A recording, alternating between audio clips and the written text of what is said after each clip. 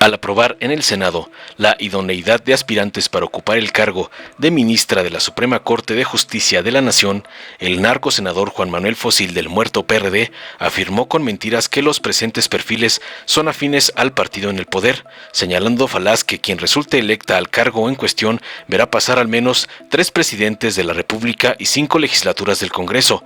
Así, espetó, las personas candidatas deben contar con los más altos perfiles en el Poder Judicial o la academia. La Suprema Corte no está para hacer política, está para hacer respetar la Constitución, concluyó el gato del PRIAN.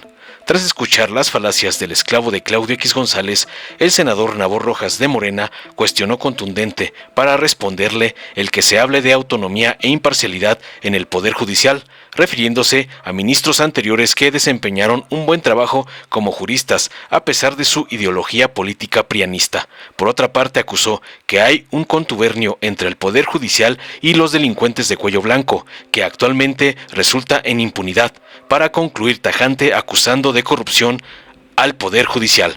Veamos enseguida cómo el esclavo perredista de Claudio X González es humillado por Nabor Rojas por atacar la terna para la corte de AMLO, como le ordena su amo. Gracias, presidente. Buenas tardes a todas y todos los senadores, al pueblo de México. Hoy estamos en discusión de la terna que mandó el presidente de la República a este honorable Senado. El cargo de ministro de la Suprema Corte de Justicia de la Nación significa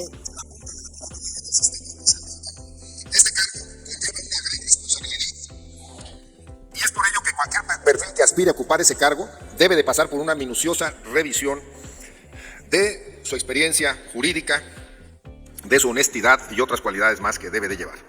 Este nombramiento que hoy vamos a decidir tiene una duración de 15 años. Durante este tiempo, quien resulte electo o electa verá pasar al menos a 3 presidentes, 5 legislaturas del Congreso de la Unión. No es cosa menor. Es por ello que los aspirantes a este tribunal deben ser personas con los más altos perfiles judiciales, ya sea en la carrera judicial o la academia. En este sentido, es importante señalar que en la reforma judicial de 1994 se estableció que los nombramientos de la Corte tendrían un periodo escalonado, es decir, se buscaba que un presidente pudiese nombrar hasta 3 ministros de la Corte durante su administración, o pudiese no nombrar, sino proponer. Este sexenio se ha caracterizado por su repudio a la división de poderes, a la autonomía o la crítica. López Obrador va a nombrar de 3 personas que eran la posibilidad de hacerlo a 5 ministros durante su administración. Además de los 3 nombramientos que le correspondían, de la manera más opaca, por decirlo menos, se ha hecho de 2 espacios más. En 2019 el ministro Eduardo Medina Mora renunció en su encargo y esto le permitió al presidente proponer a otra persona más. Hace 2 semanas, Arturo Saldívar, quien debería terminar su encargo en noviembre del 2024, pues sin ningún pudor presentó su renuncia para sumarse al equipo de campaña de Claudia Sheinbaum. Con este acto le regala indebidamente un ministro más a la actual administración, pero además un cargo de 15 años, cuando este cargo debería ser nada más por el tiempo que le quedase al ministro que renuncia. Así que lo vamos a nombrar por 15 años a la persona que resulte electa y debería nada más terminar el mandato de Arturo Saldívar. La terna enviada por el presidente de la República más parece una ocurrencia, una burla a nosotros los senadores, a todos, al pueblo de México, porque son perfiles que claramente el mismo presidente lo ha reconocido, son totalmente afines a Morena. Porque el presidente, cuando la Suprema Corte falla en contra de alguna cuestión que a él le interese, dice que son contrarios, que son conservadores. Cuando votan a favor de sus propuestas, entonces el señor está feliz. Pero esa es la autonomía que debe tener la Suprema Corte de Justicia de la Nación, esa es la división de poderes, y este Senado debería tener la personalidad, la calidad de también saber distinguir esa división de poderes y actuar en consecuencia. Arturo Saldívar, el ministro saliente, fue propuesto por Felipe Calderón, por cierto. Él tenía una amplia carrera académica en la Escuela Libre de Derecho y un muy exitoso despacho jurídico.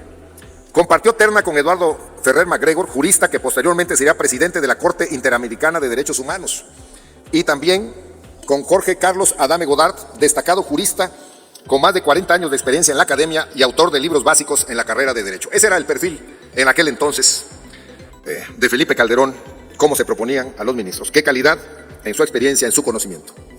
La terna que hoy nos presentan no cumple con estos cuadros, no garantiza, para empezar, la imparcialidad.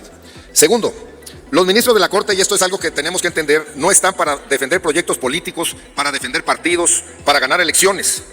Ya lo dijo la presidenta de la Suprema Corte de Justicia de la Nación, Norma Piña, la Suprema Corte no está para hacer política, está para hacer respetar la Constitución, esa es su función principal. Mantener el Estado de Derecho y garantizar el control constitucional. Esta es para qué está hecha la Suprema Corte de Justicia de la Nación. Escuché una opinión, argumento de una persona que pasó de Morena que dice, antes era igual, ¿de qué se quejan? O sea, ¿este es el cambio que ustedes propusieron? ¿Ser iguales que los anteriores? La verdad que no son iguales, están peor, porque antes cuando menos hacían a la pantalla que estaban escogiendo gente con muchísima experiencia, ahorita están escogiendo a gente que sea totalmente afín al presidente. Senadores del gobierno, de Morena, del Verde, PT, la simulación es corrupción y el cinismo también. Y le están fallando al pueblo de México con estar nada más simulando como que vamos a votar algo de manera consciente y solo están obedeciendo órdenes del presidente. Quiero recordarles dos frases. Una es que muerto el rey, viva el rey. Esto quiere decir que el poder no es eterno, senador, y se acaba. Ya concluyo. Del presidente López Obrador, en alguna plática, le escuché decir que no hay títere con poder que se deje mangonear. Así que en las decisiones que tomen, también tómenlo en cuenta, porque a veces creen que van a estar eternamente en el poder y yo espero que en el 24 estén fuera. Y además les comento que vamos a presentar una iniciativa para que cuando se presente un caso de renuncia de un ministro o de una ministra, quien lo vaya a sustituir solo sea por el término del mandato que falte. No como esto que está pasando, porque se puede propiciar el abuso del poder y la corrupción de la Suprema Corte de Justicia de la Nación. Bueno, pues como no cumplen con requisitos esta terna de imparcialidad para empezar, el grupo parlamentario del PRD votará en contra de esta terna. Muchas gracias. Con su venia, señor presidente, el PRD sobre todo va a esperar sentado a ese interés. Vamos a ganar el 24, mi querido senador, sin duda alguna.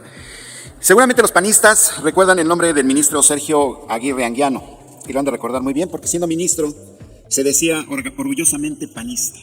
Pero debo de reconocer que siendo orgullosamente panista y ministro de la Corte era un buen jurista y hay que reconocer también hizo buen trabajo como ministro. Es decir, aunque era panista y lo decía orgullosamente, eso no quitó que fuera un buen ministro.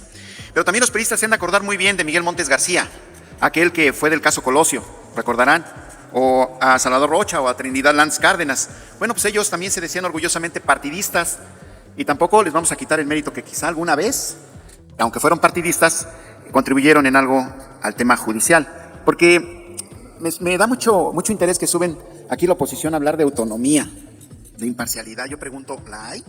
¿Realmente ha habido autonomía e imparcialidad? Cuando es sabido de todos que toda la estructura del Poder Judicial fue armada hace muchos años por Gil Suárez. Es decir, toda esta estructura, la infraestructura incluso del Poder Judicial, es totalmente partidista y está del lado de la derecha. Y eso lo sabemos todos. Parte de importante la impunidad en nuestro país se da justamente por este contubernio entre el Poder Judicial y muchos delincuentes de cuello blanco.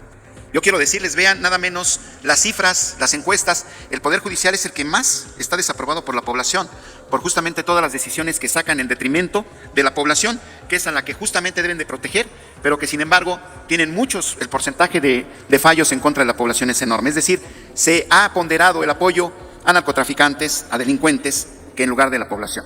Por eso digo, ¿hay imparcialidad, hay autonomía? Hoy vemos que el Poder Judicial está lleno de corrupción, de intereses, y ha mellado más a la población, más que nunca. Repito, también dice la oposición que el presidente quiere someter al Poder Judicial. Nada más falso que esa aseveración.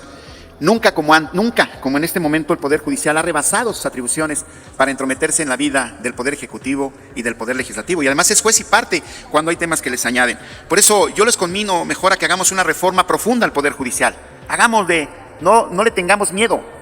Metamos mano a una reforma sustancial del Poder Judicial en donde no solo revisemos los altos sueldos que ganan, todas las canonjías que reciben, sino también justamente checar que los perfiles realmente sean imparciales y objetivos.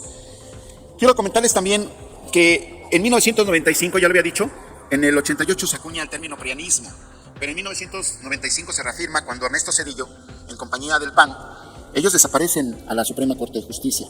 Entonces, ahí sí querían someter al Poder Judicial.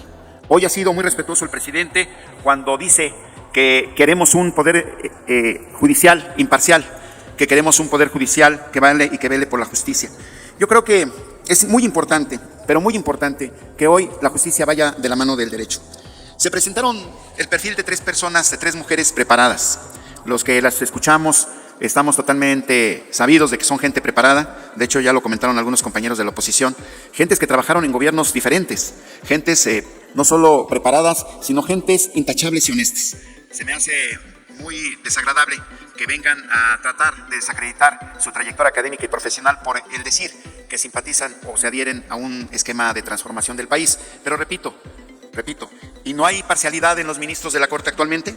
Su afinidad por los pensamientos de transformación no puede ser un argumento de discriminación de ninguna manera para personas tan preparadas como ellas. Yo estoy cierto que cualquiera de las tres que podamos elegir va a ser un muy buen papel, porque estoy cierto que más allá de intereses personales o partidarios, cada una de ellas quiere este México. Pugnemos por una reforma judicial. Los invito a que vayamos a una reforma judicial, y la bancada de Morena, del PT y del Verde, estamos ciertos y creemos que cada una de ellas cumple con el perfil adecuado para defender al país y para que la justicia vaya de la mano del derecho. Es cuanto. Dale en me gusta, suscríbete, activa la campanita y compártelo para que más gente lo vea.